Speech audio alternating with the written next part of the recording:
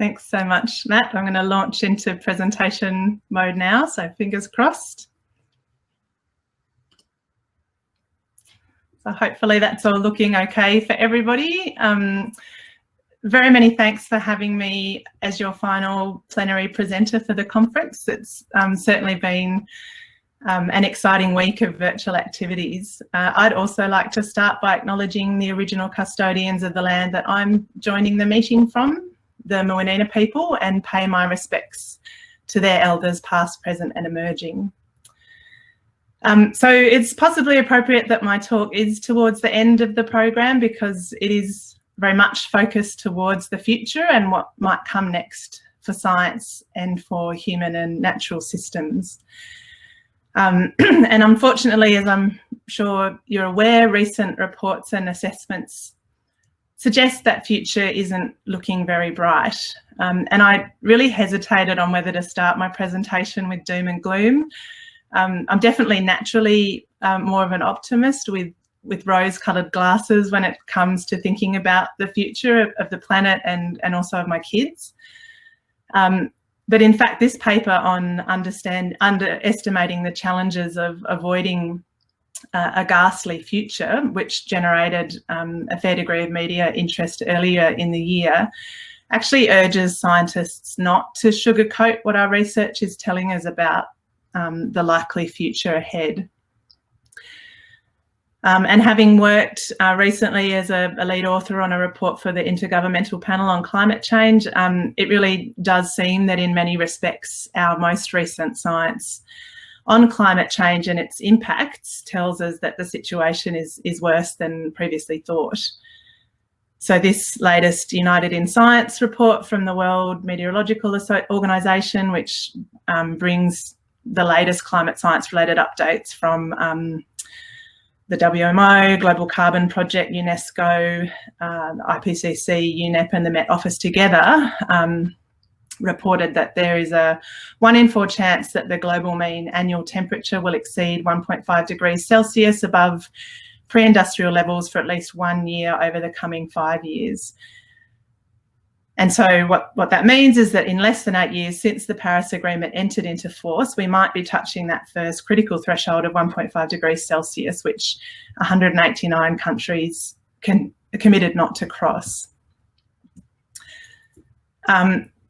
In their paper, Bradshaw and colleagues argue that there are options for changing course, for addressing biodiversity loss and inequity, and those include abolishing the goal of perpetual economic growth, revealing the true cost of products and activities to the environment, rapidly eliminating fossil fuels, curtailing monopolisation and limiting undue corporate influence on policy. And this last one I put in bold because it's particularly relevant to the theme of my talk today, and that's educating and empowering women across the globe. And as I alluded to it at the start, these authors also urge scientists not to look away, not to sugarcoat the overwhelming challenges ahead and instead to tell it like it is. And, you know, this fairly bold quote from the authors that anything else is at best misleading and at worst potentially lethal for the human enterprise. So there's a role for scientists in telling it like it is, but also I think in talking about what a better future could look like and how we might get there. So my 3- and 5-year-old daughters are adamant that that they want to follow that middle future there. They're going to go into space when they grow up, and perhaps, you know, that may end up being the best option for them. But rose-coloured glasses me likes to think that there might be a brighter future for them and for future generations here on Earth. And so my presentation today is about some of the things that I think are critically important for science and scientists to help build a better, more sustainable and equitable future.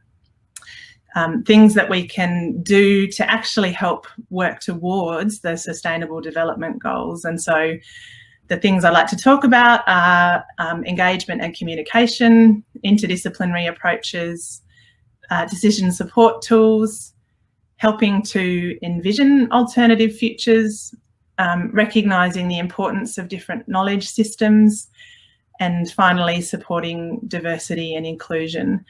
And I did want to emphasise that this is certainly not meant to be an exclusive list. It's really just some of the key things that that I've been thinking about a lot and have seen to be effective and would like to see more of it. And I guess also things that I have some confidence to talk about given my my own background. So the top of my list is engagement and communication, which is certainly central to my current role with CSIRO. And I thought I'd start with a neat example of how we might think differently about communication and help better engage people with the challenge of climate change.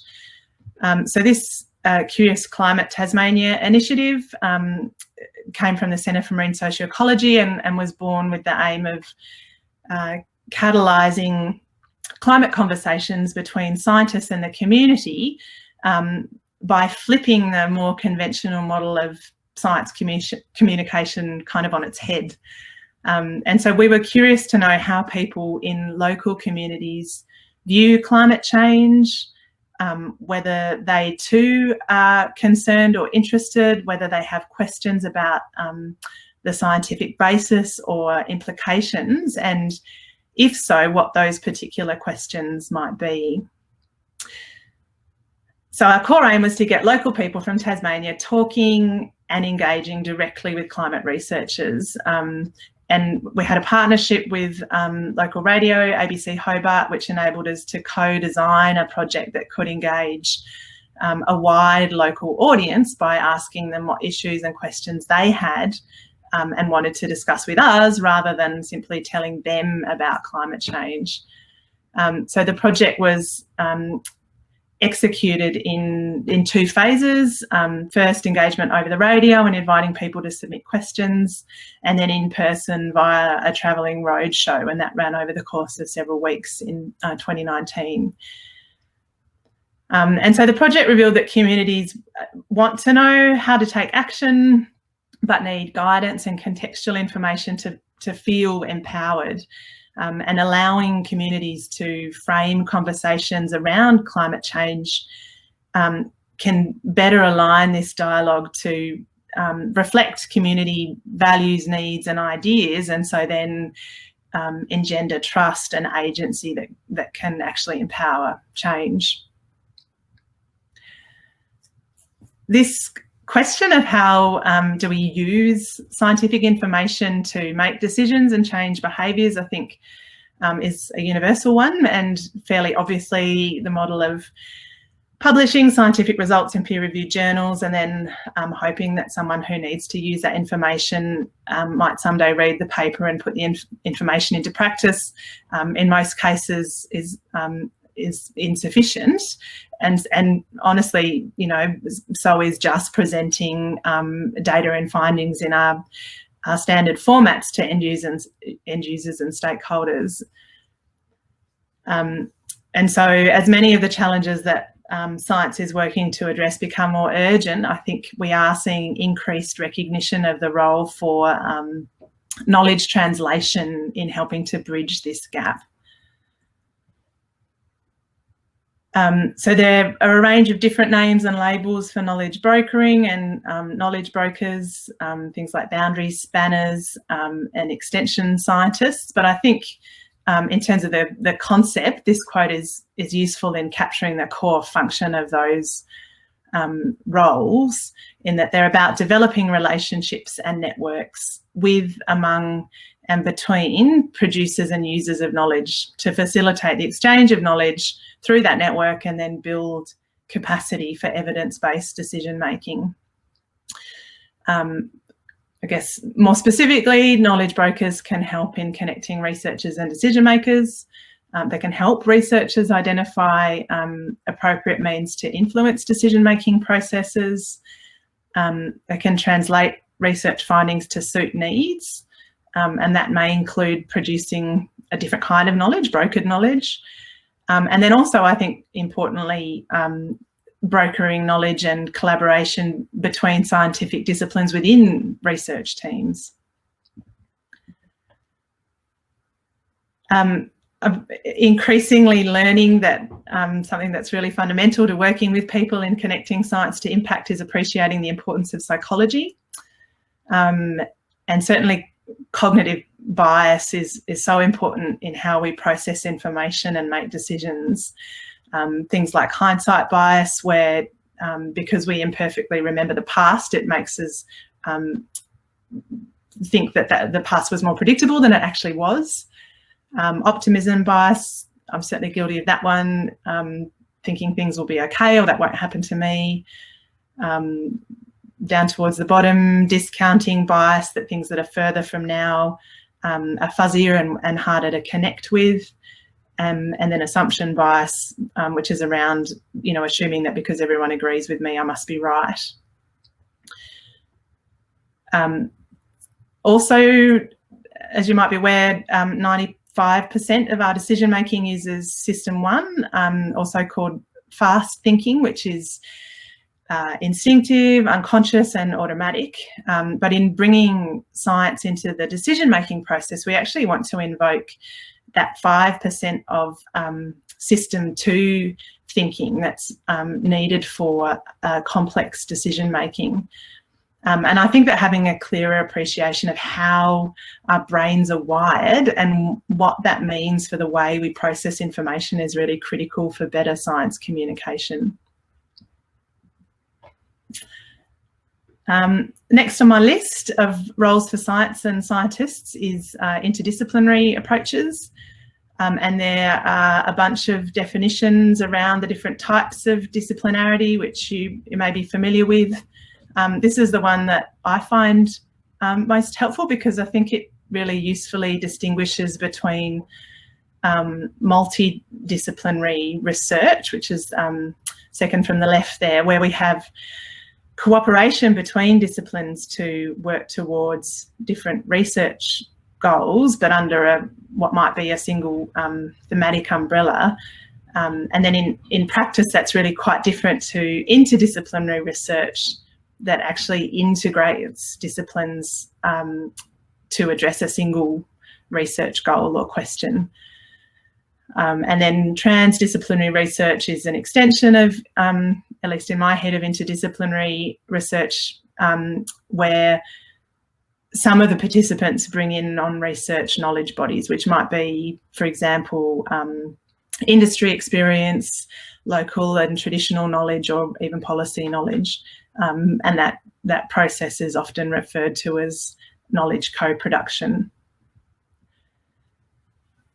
So we've been collecting some data from within CSIRO about different features of multi, inter and transdisciplinary research projects and how they map onto this two-dimensional space, which may be a little hard to make out on small screens, but it has as its x-axis the research mode, ranging from a single dominant discipline on the left through to multiple disciplines and forms of knowledge with capacity building, collaboration and emergent and novel practices on the right.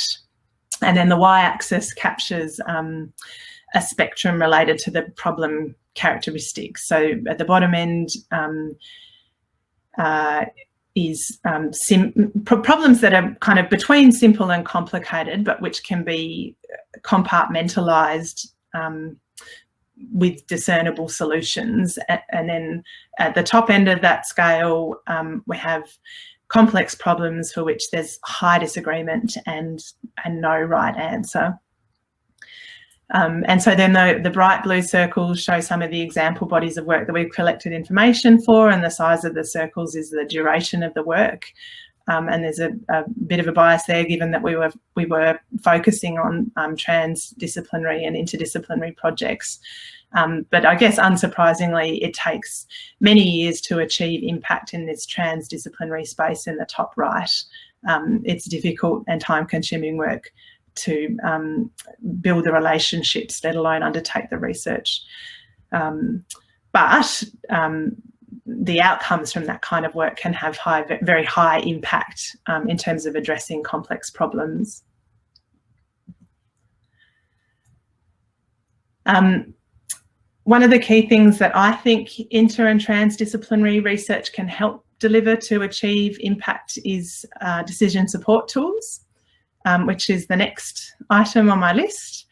And given that my research background is in modelling and decision support, it seemed an appropriate spot to pause and acknowledge some key sources of inspiration for me. And on the day following the International Day of Women and Girls in Science, I'm certainly very delighted to acknowledge these amazing female mentors who have been and continue to be so important in my career development. And so from left to right there, I have pictures of Beth Fulton, Eva Plagani, Greta Peckel, Julia Blanchard, Deb O'Connell and Ingrid Van Putten. I also wanted to say that I'm really delighted to see the work that has gone into celebrating diversity as part of this convention, and I'll speak more about why I think diversity is so central to tackling future challenges a bit later in my talk. I also wanted to acknowledge Andrew Constable and Craig Johnson up the top there, who have not only been incredibly important to me as mentors and champions, but who play an extremely active and important role in creating opportunities for women in STEM in Australia and indeed globally. I guess the other core part of my sources of inspiration is really the amazing environments I've had the opportunity to work in, from the kelp forests and temperate reefs of Tasmania, to the coral reefs of Indonesia, the Philippines and Mexico, and then a little more recently the opportunity to work in Antarctica. And I have worked to help develop ecosystem models as decision support tools for management across all of these regions, and have been very fortunate to follow a pathway in which my work can help in some way contribute to conservation outcomes for the marine environment. So ecosystem models can be virtual worlds for understanding change and exploring mechanisms, and Beth Fulton, I think, really helpfully talks about them as flight simulators for exploring the possible outcomes from different decision pathways and management strategies. And so this is a summary graphic from NOAA showing the various components of the Atlantis end-to-end ecosystem model, which has been developed by Beth Fulton from CSIRO, and which has been used in more than 30 systems around the world, from small estuaries to large ocean regions, for addressing fisheries management questions, considering climate change impacts, and also for considering other facets of how marine systems function or how they're used. And so I guess just to highlight that we talk about Atlantis as an end-to-end model because it captures elements of the full system, from the physical and chemical environment through the food web, and with representation of human uses, socioeconomics, and also decision-making processes themselves.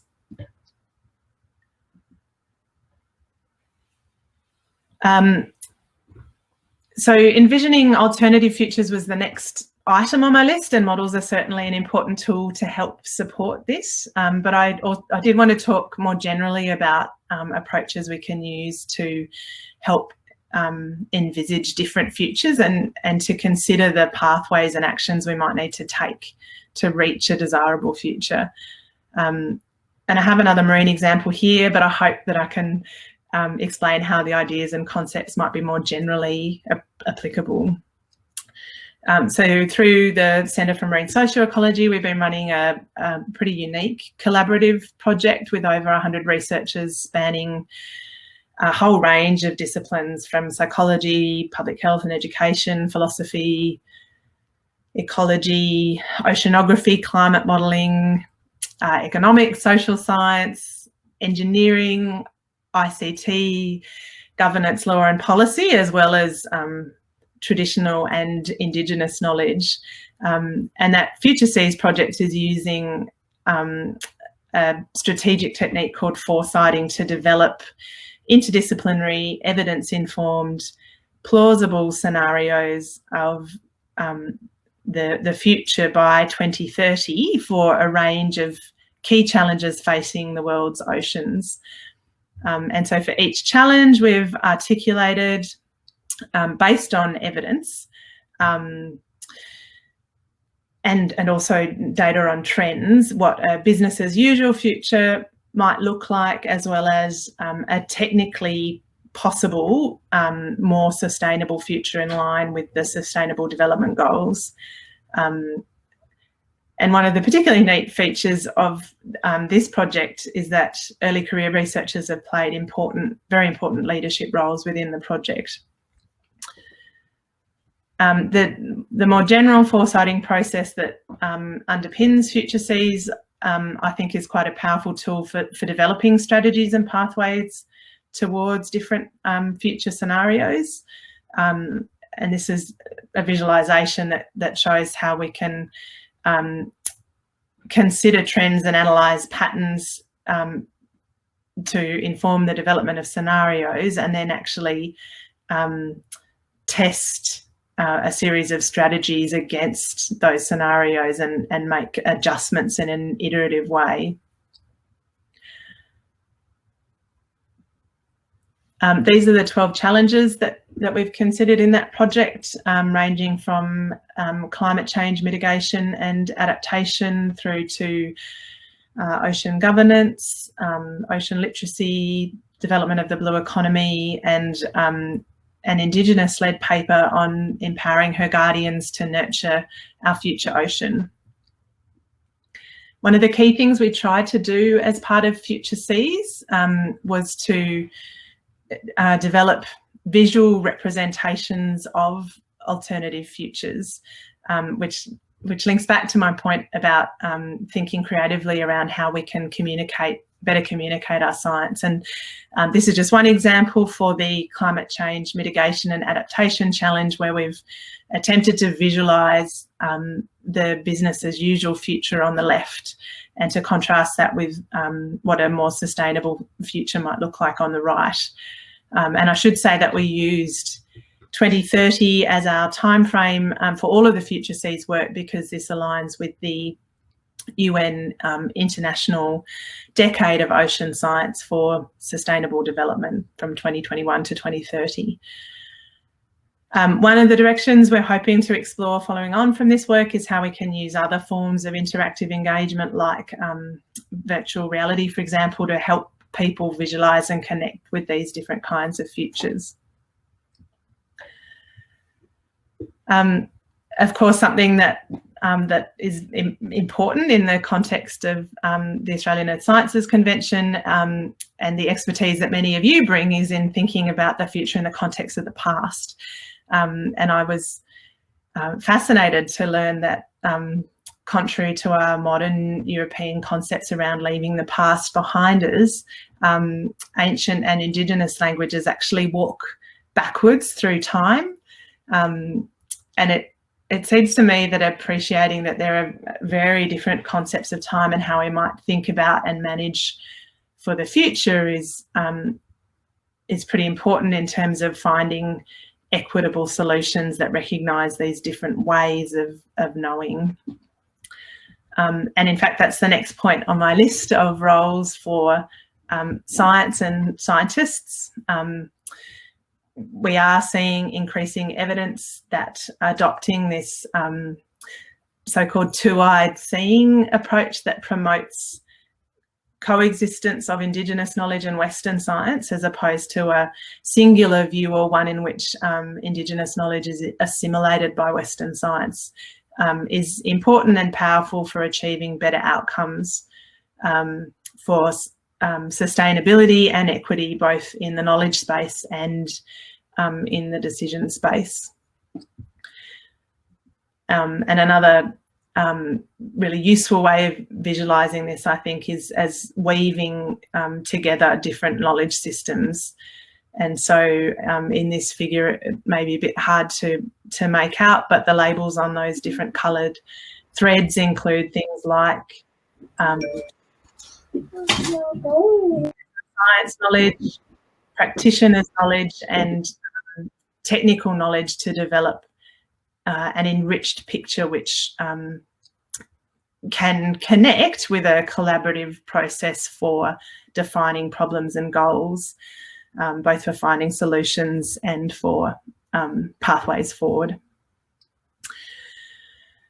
And so I also wanted to highlight that recent global assessments like the ITB's Global Assessment for Biodiversity and Ecosystem Services that have happened recently identified important advantages to this kind of approach, including enriching understandings of nature and its contributions to people, assisting in assessing and monitoring ecosystem change, contributing to international targets and scenario of development to achieve goals like the Sustainable Development Goals, and that was certainly our experience through Future Seas, and also generating inclusive and policy relevant options for people and nature. So the final item on my list of roles for science and scientists was about supporting diversity and inclusion, and I left this one till last because for me it really has been underpinning for my career journey and opportunities. So in 2014 I was very fortunate to co-found the Homeward Bound program for women in science and leadership, and Homeward Bound very much stemmed from some work we'd done earlier in that year to establish an international network to support women in polar science for both poles, the Arctic and Antarctica, and that network is still going. It currently has over 4,500 members. And so the Homeward Bound project then is about building a global community, particularly to elevate the voices of women in science in the context of decision making and climate change policy. And as Matt mentioned, in 2016, we sent the largest ever all-female voyage on a leadership journey to Antarctica. I had a small baby and I didn't go. I haven't been on one yet. Another baby has arrived in between. There have been 3 voyages since then. There is a 5th cohort of Homeward Bound participants already formed, and the 6th cohort was announced yesterday. And I think really importantly, Homeward Bound has been part of a wave of initiatives targeted around promoting diversity and inclusion in STEM. There is still a long way to go, and there's certainly a risk that the impacts of the pandemic could force us backwards rather than forwards, and that's been highlighted recently both in reports from the Chief Scientist's Office as well as internationally analyses in the peer-reviewed literature. And I think there are some important steps we can take to try to address those impacts. But at the risk of preaching to the converted, I did think it was worth emphasising why diversity and inclusion are so important for science, particularly in the context of our capacity to address the global challenges that are ahead of us. And so beyond the importance of equal opportunities, we see evidence that diverse groups publish more frequently and are cited more. Diverse groups can obviously have complementary skill sets and are better equipped to consider inequity. And then I think this final one here is useful in identifying that intersectionality allows us to highlight and enrich our overlapping identities. So then Putting it all together in terms of addressing future challenges, I think that we need engagement and communication to help connect science to user needs and to decision making. Interdisciplinary and transdisciplinary approaches are arguably increasingly important to address complex multidimensional problems and also to build capacity. I think we'll continue to need decision support tools to meet user needs for managing and responding to risks. By helping to envision alternative futures, I think we can better support adaptation planning and pathways, and we can also start to identify actions towards preferred scenarios. By recognising the importance of different knowledge systems, it seems that we gain an enriched picture and also equitable solutions from weaving together different knowledge streams. And then finally, supporting diversity and inclusion is critical in terms of delivering equitable and innovative science. So as I said at the beginning, my list certainly wasn't meant to be exhaustive. It was more of a reflection of the things that have been central for me over my career journey so far. I'm coming towards the end, and if you have questions or suggestions that are coming to mind around other things that might be important, I'd very much love to hear them. And I guess I just wanted to finish by saying that as much as I am intrigued by the possibility of humanity on other planets, having been an avid science fiction fan for most of my life, I think we have something pretty special right here that is worth protecting for future generations. So thank you once again for the invitation to speak today.